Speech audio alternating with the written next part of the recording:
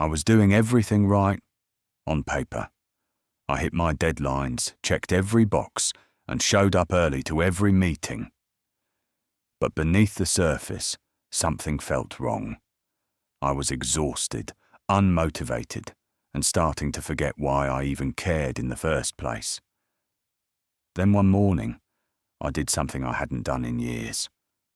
I sat in silence for just 10 minutes. No phone, no planner, no agenda. And what I heard in that silence didn't just surprise me, it changed the way I work forever. There was a time when I measured my worth by how busy I looked, not how fulfilled I felt. When I filled every minute of my calendar because silence felt like failure. Failure. When I confused exhaustion with progress and constant activity with real purpose. And looking back now, it's almost impossible to believe how much damage that noise was doing to me. Because the truth is, it wasn't a big career move or a productivity app or a morning routine that changed my work life. It was a habit so small, so quiet, I almost dismissed it entirely the first time I heard of it. And yet it became the one thing that slowly, quietly, began to rebuild me from the inside out. But before I tell you what it was, you need to understand the version of me who found it, because maybe, just maybe, you'll recognize them too. I was burnt out, but I wouldn't admit it. I was performing, delivering, pleasing, progressing on the outside, but inside, it was all white noise, no clarity, no space to think, just constant mental motion and guilt whenever I slowed down. And I used to wake up with a list of 10 things to do and fall asleep wondering why it still never felt like enough. And the irony is that I wasn't failing. I was succeeding, just in the wrong direction. And it wasn't until a quiet Tuesday morning, when my body sent a warning my mind had ignored for months. I was in a meeting when it happened, the usual kind. Slides, updates, artificial urgency. And all of a sudden, my vision narrowed, my hands trembled. And it felt like my brain had reached its internal limit and was simply shutting the lights off. And I excused myself, walked into the hallway, and leaned against a wall, trying to breathe but not knowing how. And in that moment, surrounded by the hum of fluorescent lights and the muffled sound of someone typing behind a closed office door, I realized that I wasn't tired. I was gone, and I had no idea where I'd left myself behind. That night, I didn't open my laptop. I didn't check my to-do list. I didn't plan or push or prep. I just sat still on the edge of my bed and stared at the floor. And for the first time in years, I listened, not to music or podcasts or advice, but to the silence between my thoughts. And it scared me how unfamiliar it felt, how loud it became the longer I let it in. But something about that moment lingered. I didn't know it yet, but that was the beginning of the silent habit, the one that would slowly teach me how to think again, how to reset my brain, and how to stop mistaking momentum for meaning. The next morning, I woke up early, not by choice, but because something inside me was unsettled, not panicked, just restless in a new kind of way, like my brain had woken up before my calendar could tell it who to be. And instead of reaching for my phone, I sat up and just sat. No noise, no input, just me and a quiet room and the feeling of morning light trying to find its way through half-closed blinds. And that's when the thought came. What if I gave myself 10 minutes before I let the world in? 10 minutes to sit in silence with no goal except presence, no playlist, no news, no notifications, just stillness. And maybe that sounds easy or even pointless. But for someone like me, whose identity had been wrapped around output and efficiency, doing nothing felt like rebellion. And still, I tried it. 10 minutes. That's all. I sat at the kitchen table, feet on the floor, hands relaxed, and just breathed, No meditation app, no performance metrics, just one quiet decision to be instead of do. And I'm not going to lie. It felt awkward, uncomfortable even, because silence has a way of exposing everything you've been ignoring, and what it showed me was how many invisible tabs were still open in my mind, thoughts I didn't know I was carrying until the silence gave them space to speak. And for the first few mornings, it was chaos, mental clutter, random fears, inner criticism, the echo of yesterday's meetings.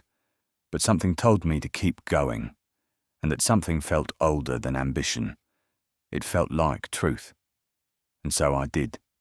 10 minutes each morning, no judgment, no outcome required. And over time, that space started doing something to me. It created distance between me and my reflexes, space between the trigger and the reaction, space to hear myself before I answered the world. And within 2 weeks, I was noticing things I had tuned out for years. How often I rushed through emails without really reading. How I avoided difficult tasks by staying productive. How I mistook being needed for being respected.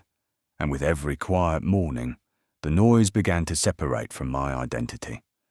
I still had the same job, the same responsibilities, the same deadlines. But now, I had a buffer, a silent breath before the storm, a place where I could return before I reacted. And that space gave me power. Not loud power, but quiet clarity. And that's when I started calling it the silent habit. They say awareness is the first step to change, but what they don't say is that awareness is often uncomfortable, because once the silent habit began to take root, it became impossible to unsee the things I had once ignored, how I'd built my value on urgency, how I wore stress like a badge of honor, how praise for being a machine had masked the fact that I was slowly becoming one. And as I sat each morning with nothing but my own thoughts and breath, I began to notice how rarely I allowed slowness to exist without guilt, how quickly I filled silence with distraction, how afraid I was of hearing myself say, "I don't want this anymore," even if I didn't yet know what this was. And so the habit became not just a pause, but a mirror, one that reflected back not who I performed as, but who I actually was, stripped of deadlines and expectations and Slack notifications and LinkedIn updates. And what I found there wasn't weakness or laziness or inadequacy. It was strength, but a quiet kind, the kind that doesn't announce itself, the kind that doesn't need to compete, the kind that knows when to move and when to wait, when to speak and when to simply observe.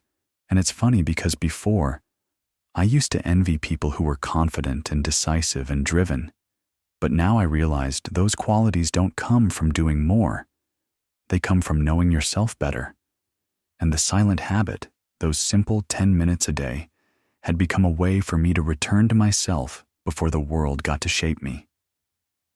I noticed how my meetings changed, not because I spoke louder or asserted more, but because I listened differently, because I paused before answering, because I brought the calm with me instead of chasing it later.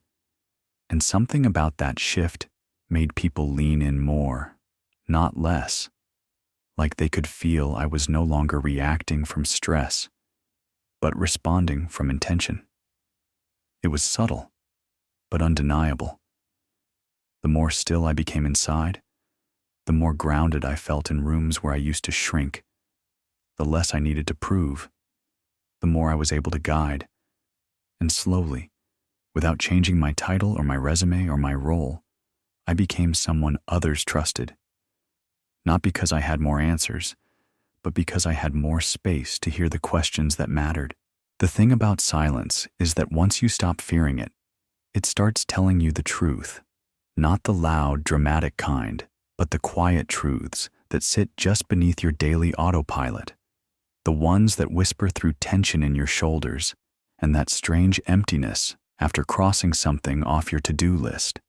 And over time, those morning moments of stillness began to show me where I was running without knowing why, how I filled my hours with tasks to avoid confronting questions I didn't want to answer, like, is this the work I actually care about? Or, who am I when I'm not achieving something? And there's a strange discomfort in realizing that your entire identity has been built on movement, that without a goal or a plan or a measurable metric, you don't know what to do with yourself. And that realization doesn't come with a breakdown. It comes with a quiet ache, a weightless kind of sadness that sits just behind your eyes.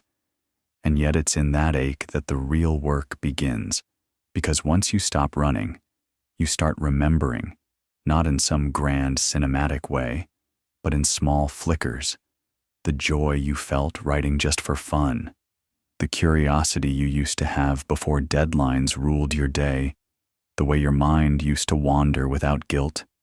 And those memories don't scream. They drift in slowly, carried by silence. And that's when I realized this habit was doing more than helping me manage my day. It was reintroducing me to myself. I began noticing how often I said yes when I meant maybe, how often I defaulted to busy when I really needed rest, how often I held tension in my jaw even when I was just answering a harmless email.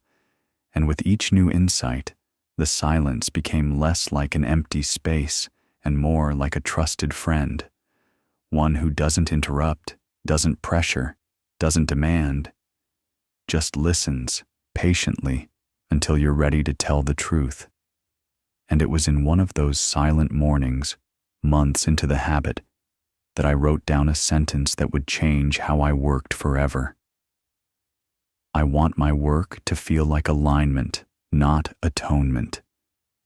And when I saw those words on the page, I understood something I had never let myself admit.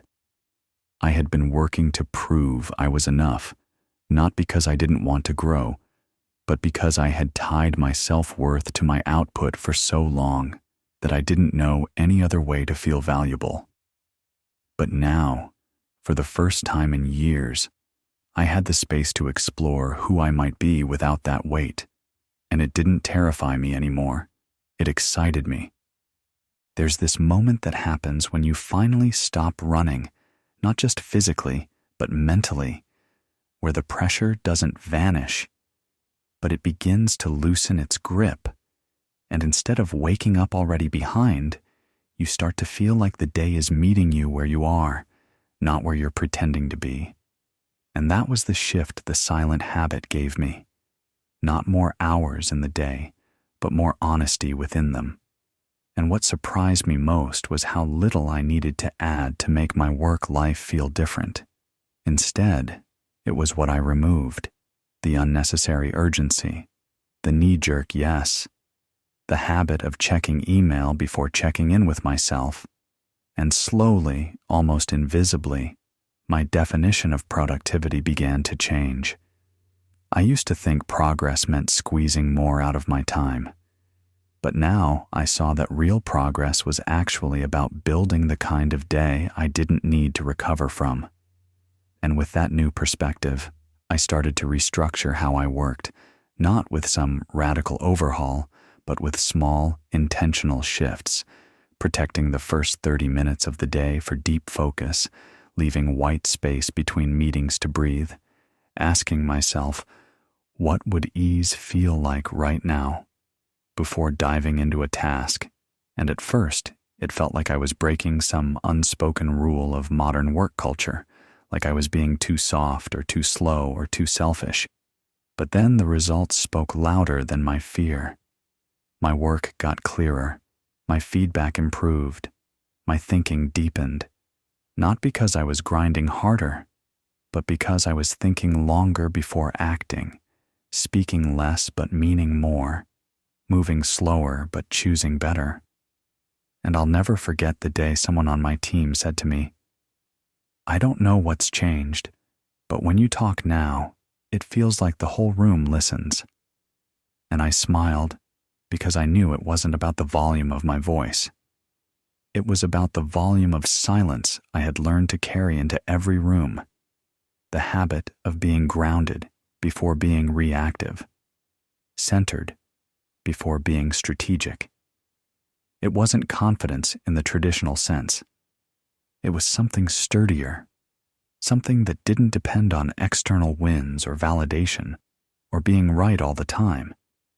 It was the kind of quiet certainty that comes from knowing you're finally living in alignment with yourself. And that's when I realized the habit hadn't just changed how I worked, it had changed how I related to work. The deeper the habit took root, the more I realized that silence wasn't just a morning ritual. It was a boundary, a decision to create space in a world that constantly tries to take it.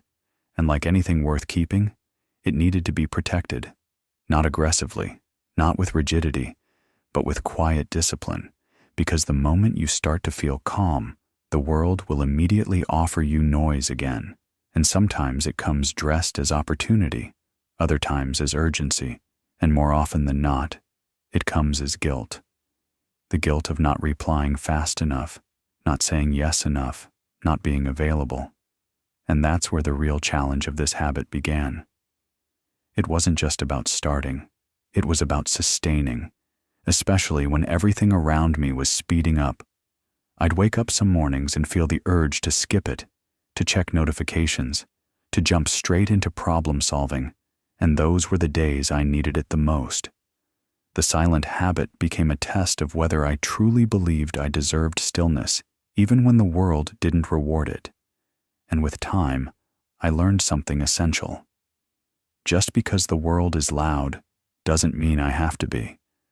I could hold my ground without raising my voice. I could step back without falling behind. I could say no without offering an explanation. Silence wasn't passivity. It was intentional power, and protecting it didn't mean isolation. It meant integration.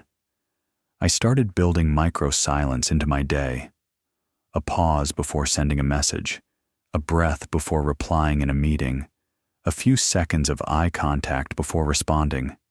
And while they seemed small, these moments were compounding, like interest on inner clarity, and the people around me started to notice, not in flashy ways, but in trust, in invitations, in subtle leadership roles I didn't ask for, but naturally filled. And that's when it became clear. The habit wasn't just changing me, it was changing my ecosystem. I was no longer the frantic problem solver. I was the quiet anchor in a storm, and in a noisy world, that's what people are drawn to, even if they can't explain why. I could still hustle when needed, still speak up, still perform. But now I was doing it from a place of stillness, not survival. There was a time when every goal I set was tied to a finish line, every task a stepping stone to something more. And while that drive gave me success, it also gave me something harder to name. Fatigue masked as discipline, anxiety dressed as ambition, and underneath it all, a quiet grief for the parts of me I had abandoned in the name of forward motion. And as the silent habit deepened, I started to question the architecture of my motivation, not to destroy it, but to examine it gently, like holding a familiar object in a different light. I asked myself questions I had avoided for years. Why do I believe busy equals important? Why do I feel guilty when I rest? Why do I need to achieve to feel like I matter? And the answers didn't come all at once. They came slowly, like echoes, through quiet mornings and unsent emails and moments of silence that stretched just long enough to let the truth land. And what I discovered is that most of what I had called success wasn't built on alignment. It was built on proving, on surviving, on being palatable and promotable and dependable and productive. But alignment, real alignment, felt different. It felt quieter. It felt slower. It felt less like chasing and more like returning. I began to notice that the work that energized me wasn't always the most visible. It was the mentoring session that left me lit up for hours, the quiet strategy work that no one clapped for, the handwritten thank you note from someone I helped without fanfare. These weren't bullet points on a resume, but they were breadcrumbs leading me home, and I started following them, not by quitting everything, but by reweighting my attention. I gave more time to what made me feel rooted, less to what drained me, and slowly, the shape of my work life began to change. Not from the outside, not immediately, but in tone, in pace, in meaning.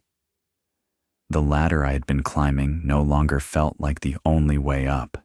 Instead, I started building my own path beside it, step by quiet step. And the best part? I didn't lose momentum. I just changed what I was moving toward. You don't always notice a transformation while it's happening. Sometimes it only becomes visible in contrast, like hearing the silence after years of noise and realizing how loud your life had been. And that's what happened the day I walked into a meeting I used to dread and felt nothing but calm. Not because the stakes were lower, not because I had fewer responsibilities, but because I had changed my relationship with pressure, with validation, with proving. And when I spoke, I didn't perform. I shared directly, clearly, without the anxious edge I used to mistake for presence. And afterwards someone said, "You've been different lately, in a good way. More." They paused, searching for the word, more you. And I smiled, because they were right. And yet it hadn't come from learning a new skill or adopting a new productivity system.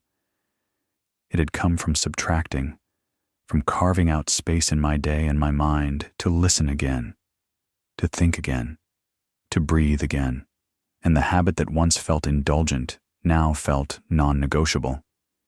It had become my anchor, my reset button, my daily act of quiet resistance in a culture obsessed with constant output. And what's more, others started following. Not because I told them to, not because I sold them anything, but because people recognize groundedness when they see it. They feel safety in those who don't react from panic, who don't spin when the system spins, who hold a kind of internal gravity. And that's what the silent habit gave me, gravity. I no longer needed to chase pace to feel relevant. I no longer defined worth by how many things I could juggle. I no longer filled silence with noise just to avoid myself. I had created something rare in modern work, a place inside me that couldn't be scheduled, hacked, or optimized.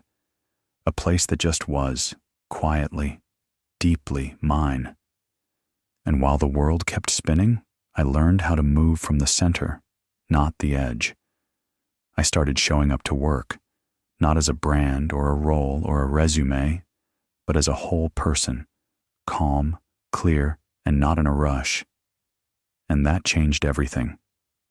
There's a kind of success that doesn't get celebrated publicly, that doesn't show up in performance reviews or year-end bonuses or LinkedIn announcements. And yet, it's the kind that redefines everything, the kind that no one may notice, but you feel it in your bones, in your breath, in how you carry yourself into spaces that used to make you shrink. And this is what quiet success feels like. Not louder, but deeper. Not more visible, but more real. It's walking into a Monday without dread. It's pausing before replying to something that used to trigger you. It's finishing a task without the voice that says, "You could have done more." It's closing your laptop at the end of the day and not carrying the weight of it into your dinner, your sleep, your dreams. Quiet success isn't the kind you chase. It's the kind you create, slowly, invisibly, through habits no one applauds, through decisions that don't look radical, but feel revolutionary. And that's what this silent habit became for me. A revolution I could carry in my pocket. One that didn't require anyone's permission to begin. One that didn't rely on external validation to matter. It reconnected me to the part of me that knew how to listen before speaking, how to respond without reacting, how to build instead of burn out. It showed me that confidence isn't loud, that leadership isn't dominance, and that clarity doesn't come from doing more. It comes from removing the layers between you and the truth. And most of all, it reminded me that you don't have to wait for a crisis to change. You don't have to break to begin again. You can start today with 10 quiet minutes, and no one even needs to know except you. Because sometimes the biggest changes begin when nothing appears to be happening at all. And that's what makes them powerful. That's what makes them yours. If there's one thing I've learned from this habit, it's that change doesn't always come with fireworks. It comes with presence, with patience, with the quiet decision to show up differently even when no one's watching. We spend so much of our lives believing that transformation has to be dramatic to be meaningful. But in truth, the most lasting changes are often the least visible at first. And this silent habit, it didn't change everything overnight. It didn't make my life perfect, or erase hard days, or eliminate pressure. But it gave me something I had been missing for years. A center. A quiet, steady place I could return to, no matter how chaotic things became around me. And from that place, everything else shifted. I became more honest, more present, more grounded, more me. So if you're listening to this and wondering where to begin, don't wait for the perfect routine. Don't wait until you're less busy. Don't wait for the burnout to break you. Just start. One morning, 10 minutes. No rules, no expectations, just silence, just you. Sit, breathe, watch what comes up, let it speak, let it pass. Do it again tomorrow, and again the day after that. And one day, without even realizing it, you'll look around and realize your entire work life has changed, not because you added more, but because you finally created the space to return to what matters. Not everything loud is true. Not everything fast is forward. Not everything visible is valuable. But everything rooted, everything quiet, can grow. And it all begins with one silent moment. Yours.